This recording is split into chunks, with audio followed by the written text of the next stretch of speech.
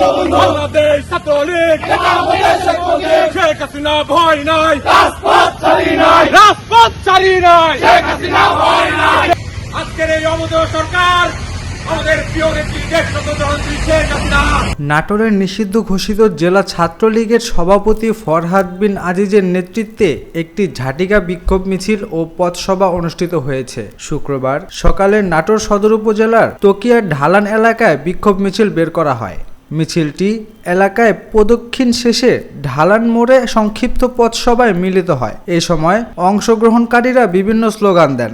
পথসভায় জেলা ছাত্রলীগের সভাপতি ফরহাদ বিন আজিজ সহ সংগঠনের অন্যান্য নেতৃবৃন্দ বক্তব্য রাখেন। এ ঘটনায় তাৎক্ষণিকভাবে আইন শৃঙ্খলা বাহিনীর পক্ষ থেকে কোনো বক্তব্য পাওয়া যায়নি। আজকের এই অমোদয় সরকার আমাদের প্রিয় নেত্রী দেশনেত্রী শেখ হাসিনা বিরুদ্ধে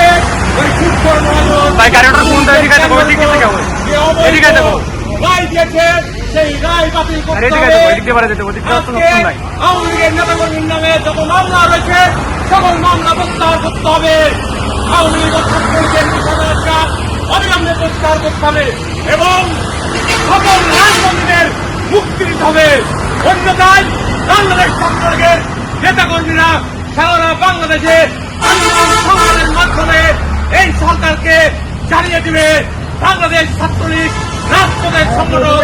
প্রিয় ভাইয়ের আমার, আজকে বাংলাদেশের কাছে হত্যাকাণ্ড চলছে। প্রিয় ভাই,